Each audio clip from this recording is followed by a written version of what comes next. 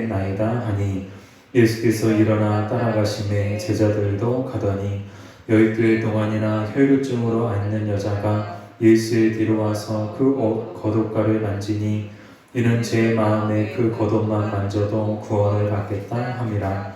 예수께서 돌이켜 그를 보시며 이르시되 따라 안심하라, 내 믿음이 너를 구원하였다 하시니 여자가 그 즉시 구원을 받으니라. 예수께서 그 관리의 집에 가사 피리 부는 자들과 떠드는 무리를 보시고 이르시되 모이라 가라, 이 소녀가 죽은 것이 아니라 잔다 하시니 그들이 비웃더라. 무리를 내보낸 후에 예수께서 들어가사 소녀의 손을 잡으심에 일어나는지라. 그 소문이 그 온 땅에 퍼지더라. 아멘. 오늘 본문에는 크게 두 가지 사건이 등장하는데요. 첫 번째는 해당장 야이로의 딸이 고침받는, 죽었다가 다시 살아나는 그런 사건과 또 한 가지는 혈루증을 앓고 있던 여인이 고침받은 이 두 가지 사건이 등장합니다. 이 두 가지 사건을 보면 참 비슷한 점이 있는데 그게 뭔가 하면 먼저는 해당장 야이로의 딸의 나이가 12세였다는 것입니다. 즉 12살 난 딸이 죽었다가 살아난 것이죠. 또 이 혈루증을 앓고 있던 여인이 이 질병으로 인해 고생한 세월이 무려 12년이었다라는 거예요. 즉 이 아이와 이 여인 모두 12년이라는 긴 세월 동안 병으로 고생했음을 알 수 있습니다. 우리가 잠깐 아픈 것도 얼마나 힘들어요? 며칠 아파도 참 힘든데 12일도 아니고 12개월도 아니고 12년이라는 세월 동안 얼마나 고통스러웠을까? 우리는 이 말씀을 통해서 살펴볼 수 있습니다. 하지만 무엇보다도 이 두 사건에서 비슷한 점은 그들을 살린 것은 모두 믿음이었다는 거예요. 즉 해당장 야이로의 딸을 살린 것도 믿음이고 또 혈루증 앓고 있던 여인의 질병을 고친 것도 바로 믿음이었다라는 것입니다. 자, 첫 번째 증거가 18절인데요. 18절을 제가 다시 한번 읽어볼게요. 예수께서 이 말씀을 하실 때 한 관리가 와서 절하며 이르되 내 딸이 방금 죽었사오나 오셔서 그 몸에 손을 얹어 주소서, 그러면 살아나겠나이다 하니. 이 본문에 보면 한 관리가 나오는데 이 평행 구절을 보면 이 관리가 바로 해당장 야이로임을 우리는 알 수 있습니다. 이 해당장 야이로에게는 자식이 하나가 있었어요. 예쁜 딸, 외동딸, 12살 난 딸이 있었는데 그만 생명이 위중한 지경에 놓이게 된 거예요. 근데 평행구절인 마가복음에 보면 어떻게 나왔는가 하면 지금 내 딸이 죽게 되었으니, 그리고 누가복음에는 죽어가니더라. 그런데 오늘 본문 마태복음에는 이미 방금 죽었사오나 라고 고백되어져 있는데 이런 차이를 우리가 시간적인 차이로 보일 수 있지만 종합해서 이해하면 이 아이의 죽음은 이미 예고된 상태라는 거예요.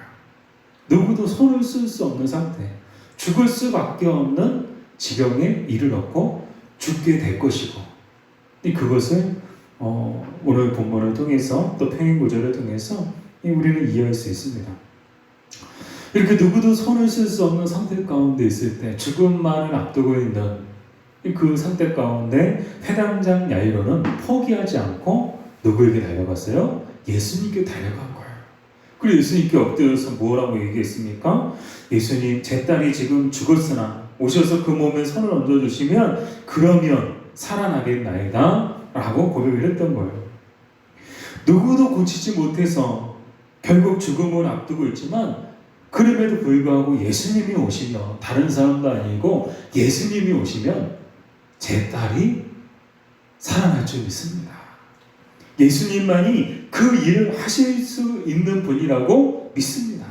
다른 사람은 못하고 오직 예수님만이 그 일을 하실 수 있습니다. 저는 충분히 하실 거라고 믿습니다. 그래서 제 딸이 다시 살아날 것을 믿습니다.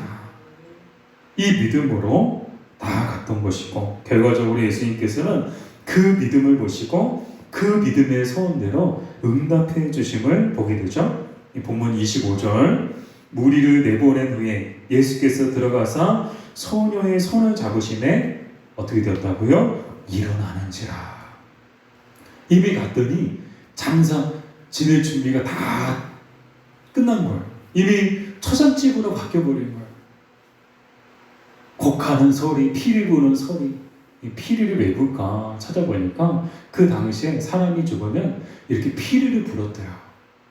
또 곡하는 사람들도 있었는데 그 중에는 이렇게 곡하는 사람들을 고용해서 일부러 곡하게끔 하루 종일 장사 끝날 때까지 계속해서 곡하라고 돈을 주고 사람을 부르기도 했다라는 그런 내용이 있더라고요.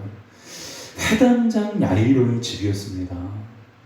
그리고 얼마나 큰 집이었겠어요? 얼마나 많은 사람들이 모여서 피리 불고 곡하고 떠들고, 이미 초상집이야. 갔더니 초상집이야.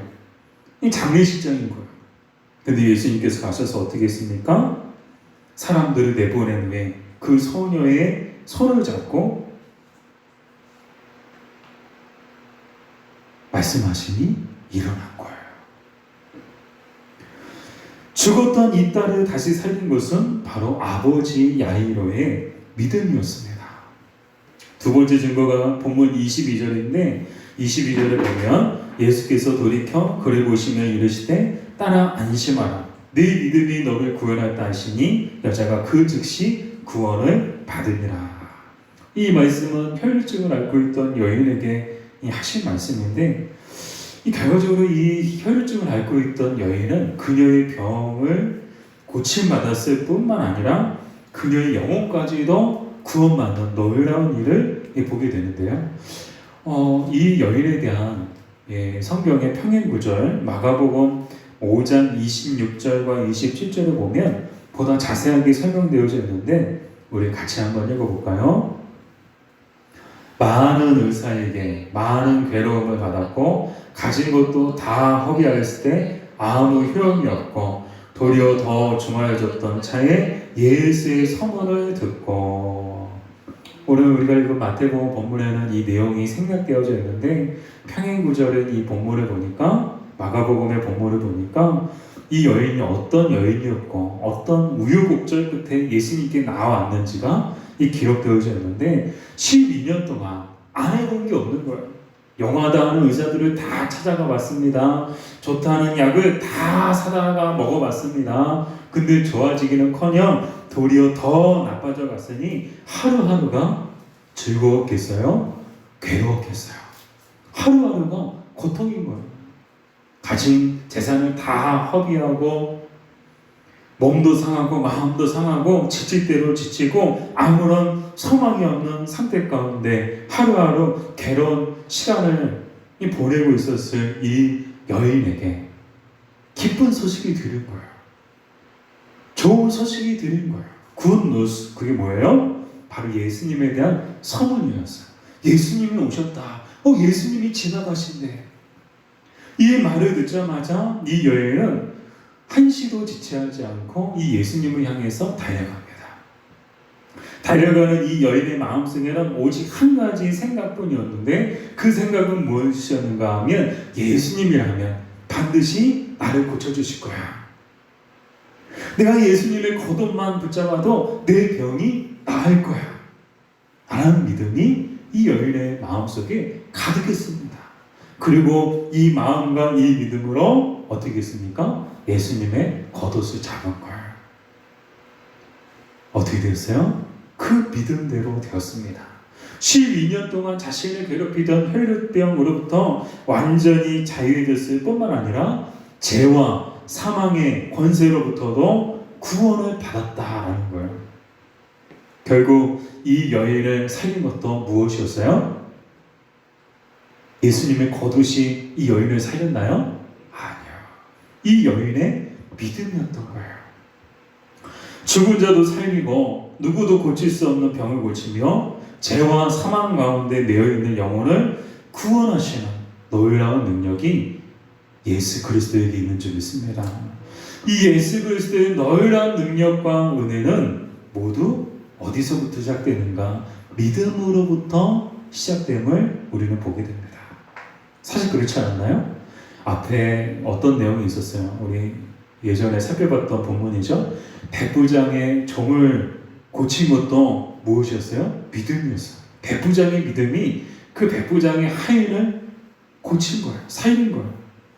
침상에 누운 채 지붕을 뚫고 내려온 죽은 병자를 고친 것도 무엇이었어요? 믿음이었어요. 믿음이었어요. 이뿐인가요? 사도행전 17장 31절 말씀인데 우리 같이 한번 읽어볼까요? 주 예수를 믿으라. 그리하면 너와 내 집이 구원을 받으리라. 아멘. 잘 알고 계시는 말씀이죠. 이 말은 바울이 자신이 갇혔던 감옥을 지키던 간수에게 했던 말이에요.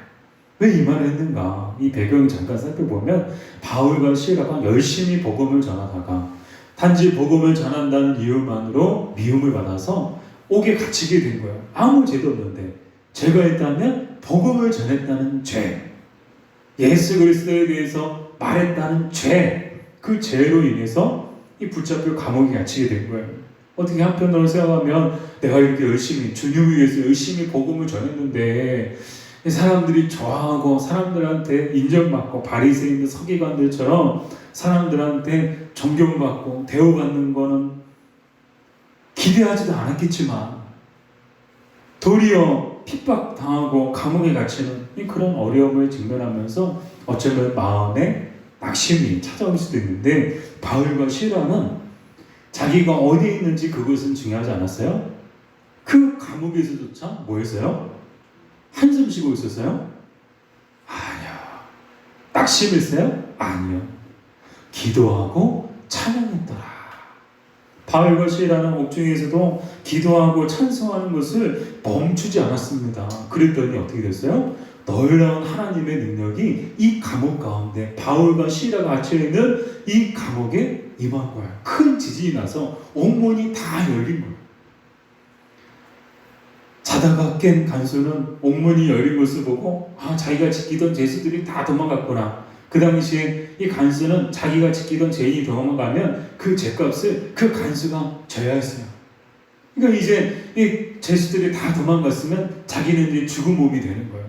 나는 죽었다 하고 스스로 낙심하고 칼을 베어서 자결하려고 할 때 바울과 시라가 멈춰라 그랬던 거예요. 그러면서 이 간수에게 했던 말, 주 예수를 믿으라. 그리하면 너와 내 집이 구원을 받으리라. 아멘. 이 놀라운 사실은요, 간수가 예수님을 믿었어요. 믿었을 뿐만 아니라 바울과 시라를 자기 집으로 초대해서 음식을 대접하고 이 온 가족이 다 세례를 받고 예수님을 믿었어요. 근데 제가 왜 이 말씀을 드리는가 하면 어쩌면 스스로 목숨을 끊었을 인생이 예수를 믿고 하나밖에 없는 생명을 살렸을 뿐만 아니라 영혼 구원까지도 받았다는 거예요. 또 어쩌면 초상집이 되었을 간수의 집이 주 예수를 믿고 온 가족이 세례를 받음으로 잔치집이 되었다는 거예요. 사랑하는 여러분, 이것이 예수님을 믿는 복음의 능력인 줄 믿습니다. 믿을 때 놀라운 하나님의 능력과 은혜가 임하게 되는 줄로 믿습니다. 만약 바울과 시라를 이 간수가 만나지 못했다면 이 간수는 스스로 목숨을 끊었을 것이고 이 간수의 집은 초상집이 되었을 거예요. 그러나 바울과 시라를 통해 복음을 듣고 예수님을 믿음으로 말미암아 이 간수가 구원을 받았을 뿐만 아니라 자기 온 가족도 다 구원받고 그 가정은 누가 알았겠어요? 잔치집이 되었던 거예요. 사랑하는 여러분, 이 시대, 이 절망이 가득한 이 시대 가운데 우리에게 정말 필요한 것은 무엇일까요? 바로 믿음인 줄 믿습니다. 인간의 모든 노력이 수포로 끝나고 인간의 모든 수고가 절망으로 끝나는 그때가 믿음이 역사할 수 있는 최적의 시간인 줄 믿습니다. 회당장 야이로가 또한 혈루증을 앓고 있던 이 여인, 이 모두가 자신들이 할 수 있는 모든 노력과 수고가 절망으로 끝나는 그때를 만났지만 그 끝에서 무엇을 붙잡았나요? 믿음을 붙잡았어요. 그리고 예수 그리스도를 바라보았습니다. 그리고 예수께서는 절망의 끝에서 그들을 소망의 길로 인도해 주셨으며 그들의 슬픔을 기쁨으로 바꾸어 주셨고 초상집이 될 뻔한 그 집을 단집집으로 바꾸어 주셨습니다. 사실 그렇지 않나요? 앞서서도 말씀드렸지만 해당장 야이로의 집도 이미 예수님께서 해당장 야이로와 함께 갔더니 이미 초상집이에요. 초상집. 곡하는 소리, 피리 부는 소리, 떠드는 소리. 그러나 예수님이 오심을 통해서 그 순간 초상집이 잔치집으로 바뀌어버린 거예요. 초상집에 나오던 음식들이 잔치집의 음식으로 바뀌어버린 거예요. 곡하고 슬퍼하던 소리가 웃고 기뻐하는 소리로 바뀌어버린 거예요. 해당장 야이로가 얼마나 기뻤겠어요. 죽었던 하나밖에 없던 딸이 다시 살아나는 이 놀라운 능력이 바로 예수 그리스도를 통해서 그 가정에 또 그의 삶에 임한 것을 보게 됩니다. 사랑하는 여러분, 절망의 끝에 계신가요? 우리도 그 끝에서 믿음을 붙잡아야 하는 줄 믿습니다. 그렇다면 믿음이란 뭘까? 히브리서 11장 1절 말씀을 같이 한번 읽어볼까요? 믿음은 바라는 것들의 실상이요 보이지 않는 것들의 증거니. 아멘. 자, 믿음은 뭐라고요? 바라는 것들의 실상이요 보이지 않는 것들의 증거니. 다소 어려운 말씀인데 오늘 본문과 연결지어서 해석하면 이렇습니다. 믿음이란 뭔가? 바로 해당장 야이로가 예수님 앞에 엎드려 고백했던 것이 믿음이라는 거예요. 해당장 야이로가 어떤 고백을 했습니까? 예수님만이 하실 수 있습니다. 예수님이라면 충분히 하실 수 있습니다. 예수님 도와주시고 예수님 살려주세요. 이게 주님의 놀라운 능력과 은혜를 부르는 믿음이라는 거예요. 우리도 절망 가운데 주저앉아 있지 말고 해당장 야이로처럼 예수님께 나아가 그분 앞에 엎드려야 합니다. 오직 예수님만이 하실 수 있습니다. 예수님 도와주세요. 예수님 살려주세요. 그럴 때 주님의 놀라운 능력과 은혜가 우리에게 임할 줄로 믿습니다. 또한 믿음이란 무엇인가? 혈루증을 앓고 있던 여인이 예수님의 옷자락을 잡았던 것이 바로 믿음입니다. 어떤 믿음으로, 어떤 마음으로 예수님의 옷자락을 잡았을까요? 내가 이 예수님의 옷자락만 잡아도 내 병이 나을 것이다 라는 그 믿음으로 붙잡았던 거예요. 이게 믿음이라는 거예요. 제가 참 좋아하는 말인데요. 청교도 설교가 존 라일이 한 말인데 이 말입니다. 예수님을 한 번 바라보는 것이 슬픔에 잠긴 수많은 세월보다 더욱 효험이 있다. 수많은 세월을 슬픔으로 보내는 것보다 예수님을 한 번 바라보는 것이 더 큰 능력이 있다는 거예요. 예수님을 한 번 바라보기만 하라는 거예요. 그러면 엄청나고 크고 놀라운 능력과 은혜가 그 예수 그리스도를 통해서 우리에게 임한다는 거예요. 우리도 이 여인처럼 예수님의 옷자락을 잡는 심정으로 예수님을 바라봤으면 좋겠습니다. 그리하면 그리스도께서 우리를 소망의 길로 인도해 주실 줄 믿습니다. 우리의 슬픔을 기쁨으로 바꿔주실 줄 믿습니다.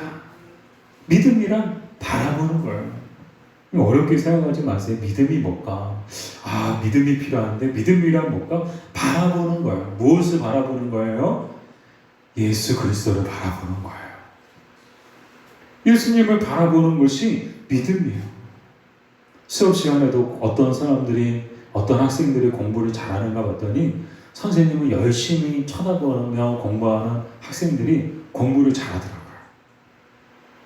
보면은 장학금을 꼭 그런 친구들이 타가더라고요. 저도 그래서 대학 다닐 때 공부할 때 꼭 앞에서 앞자리에서 뒤에 앉으면 안 돼요. 앞자리에서 열심히 교수님 얼굴 쳐다보면서 열심히 메모하면서 공부했더니 정말 학점이 잘 나오더라고요. 믿음이란 뭔가 하면 예수님을 바라보는 거예요. 예수님을 잘 바라보고 또 믿음으로 바라보는 자들에게 주님의 놀라운 능력과 은혜가 우리에게 임할 줄로 믿습니다. 그런데 참 안타까운 것은 우리의 평범했던 일상을 잃어버린 것처럼 우리 믿음마저도 잃어버린 것 같은 우리의 모습입니다. 믿음을 잃어버리지 않았나요? 코로나로 인해 많은 사람들이 교회를 떠나고 있다고 합니다. 청년들이 교회를 떠나고 믿음이 연약한 성도들이 교회를 떠나고 있다고 합니다. 남의 교회 이야기인 줄 알았어요. 근데 우리 교회도 그래요. 우리 교회도 흔들리고 있어요. 믿음이 흔들리고 있어요. 기독교의 역사를 보면 화이람과 핍박 중에 성도들의 신앙은 더 빛나고 교회는 더 부흥했음을 보게 됩니다. 대표적인 것이 초대교회의 역사죠. 초대교회는 순교의 시대였어요.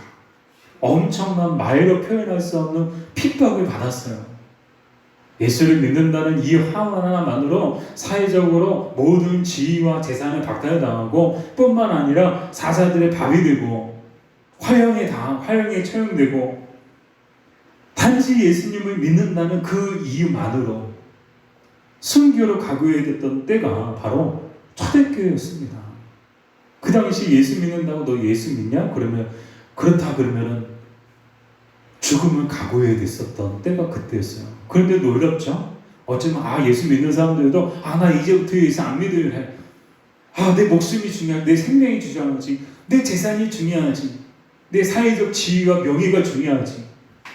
나 사람들한테 나 예수 안 믿는다고 부인하고 믿음을 떠나고 교회를 떠나고 그랬을 줄 알았는데 참 놀랍죠? 초대교회 성도들은 그렇게 하지 않았어요. 믿음을 버리지 않았어요.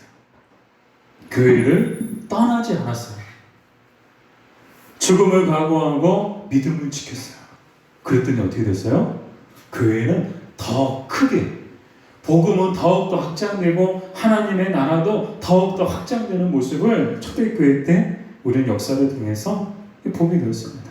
그런데 오늘 기독교의 모습을 보면 기독교의 역사를 거꾸로 써가고 있는 것 같은 생각이 듭니다.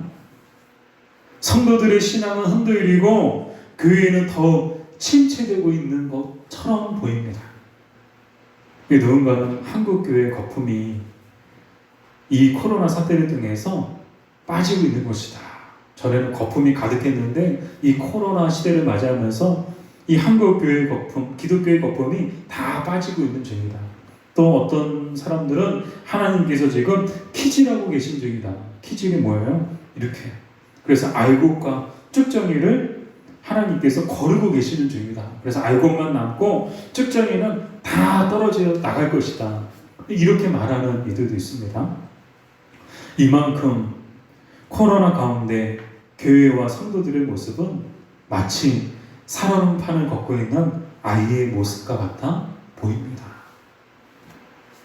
오늘 우리의 모습도 그렇지 않나요? 우리의 믿음도 흔들리지 않나요? 하지만 오늘 말씀을 묵상하면서 이 말씀 가운데 위로와 소망의 메시지를 발견하게 되었는데요. 그게 바로 다일이다금이에요. 다일이다금. 이 말씀은 본문에는 나오지 않지만 평행 구절인 마가복음 5장 41절에 나오는데 우리 같이 한번 읽어볼까요? 그 아이의 손을 잡고 이르시되 다일이다금 하시니 번역하면 곧 내가 내게 말하노니 소녀야 일어나라 하시니라. 아멘. 오늘 우리가 읽었던 마태복음 본문에는 나오지 않는 이야기예요. 예수님께서 이 야이로의 집에 가서 이 소녀의 손을 잡았더니 일어났더라 그렇게 나오지만 평행구절인 이 마가복음 5장에 보면 예수님께서 뭐라고 말씀하셨어요? 다일이다금 말씀하셨어요. 이 다일이다금의 뜻이 뭐라고요? 내가 내게 말하노니 소녀야 일어나라.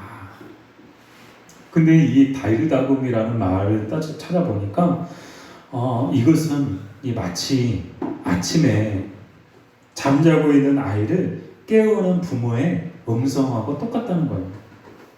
야, 누구야, 일어나야지. 일어나라, 아침이다. 이렇게 깨우지. 아침이다, 일어나, 어서 일어나. 그렇게 깨우는 사람은 없어요. 그죠? 예수님도 부드러운 음성으로 소녀야 일어나라. 그랬더니 어떻게 됐어요? 소녀가 일어났다는 거예요. 죽었던 이 아이가 다시 살아났다는 거예요. 지극히 평범해 보이는 이 말이 예수님께서 하심을 통해 놀라운 능력의 말씀이 되는 것을 보게 됩니다. 누워있는 이 아이의 모습이 혹 오늘 우리의 모습과 같지 않나요? 우리 믿음도 이 아이의 모습처럼 다 죽어가고 있지 않나요? 코로나에 대면 예배조차 금지되면서 믿음의 열정과 열심이 식어진 지 오래고 그나마 조금이라도 남아있던 믿음조차도 조금씩 흔들리고 있지 않나요? 다 죽어가는 이 소녀의 모습이 오늘 우리의 모습이지 않나요? 이렇게 다 죽어가고 있는 듯한 우리를 향해 주님이 오늘 본문을 통해서 우리에게 말씀하십니다. 다이르다굼, 일어나라. 명호야, 일어나라. 옥서가 일어나라. 윤선아, 일어나라. 정분아, 일어나라. 연수나, 일어나라. 은수가, 일어나라. 소희야, 일어나라. 정순아, 일어나라. 민정아, 일어나라. 승수가, 일어나라. 도수가, 일어나라. 예은아, 일어나라. 재은아, 일어나라. 재민아, 일어나라. 제서야, 일어나라. 이 말씀은 우리 안에 잠자고 있고 다 죽어가고 있는 믿음을 깨우시는 주님의 음성입니다. 이 작년에 개척 예배 또 설립 예배를 드리면서 여기저기서 화분을 많이 보내주셨습니다. 이 화분이 있으니까 확실히 좋더라고요. 처음엔 좋았는데 관리하는 게 여간 쉽지가 않더라고요. 특히 이곳으로 예배당을 이전하면서 관리하기가 더 어려운 것 같아요. 이 주신 선물인데 죽게 할 수는 없지 하는 마음으로 애써보지만 쉽지가 않더라고요. 제가 왜 이 말씀을 드릴까 하면 사랑하는 여러분, 믿음은 하나님께서 우리에게 주신 특별한 선물입니다. 에베소서 2장 8절 말씀 같이 읽어볼까요? 너희는 그 은혜에 의하여 믿음으로 말미암아 구원을 받았으니 이것은 너희에게서 난 것이 아니요 하나님의 선물이라. 믿음은 우리에게 믿음을 다 주셨어요. 믿음을 안 준 사람이 없어요. 어른부터 시작해서 어린아이까지 예수님께서는 우리에게 모두 다 이 믿음을 주셨어요. 근데 이 믿음은 아무나 다 받는, 그저 그냥 다 받는 흔하디 흔하고 평범한 선물이 아니라 하나님께서 예수 그리스도를 통하여 우리에게 베풀어 주신 특별한 선물이라는 거예요. 그 무엇과도 비교할 수 없는 최고의 선물이 믿음을 우리에게 주셨다는 거예요. 우리에게 주신 이 선물인 믿음을 아무렇게나 내버려 둘 수 없어요. 우리에게 주신 이 선물을 죽어가도록 놔두는 것은 하나님 앞에 부끄러운 일입니다. 더 나아가 하나님을 기쁘시게 할 수 있는 길은 오직 믿음밖에 없는 줄 믿습니다. 히브리서 11장 6절 같이 읽어볼까요? 믿음이 없이는 하나님을 기쁘시게 하지 못하나니 하나님께 나아가는 자는 반드시 그가 계신 것과 또한 그가 자기를 찾는 자들에게 상 주시는 이심을 믿어야 할지니라. 아멘. 다이르다굼. 오늘 우리를 깨우시는 예수님의 음성을 듣고 우리 다시 일어납시다. 잠자고 있던 믿음을 깨워 그 믿음을 가지고 그리스도의 옷자락을 붙잡는 심정으로 날마다 그리스도를 바라봅시다. 그리하여 주님의 놀라운 능력과 은혜를 입는 저 여러분 되시기를 주님의 이름으로 축복합니다. 다 같이 일어나셔서 예수의 이름으로 나는 일어서리라 오늘 말씀을 기억하면서 부르습니다.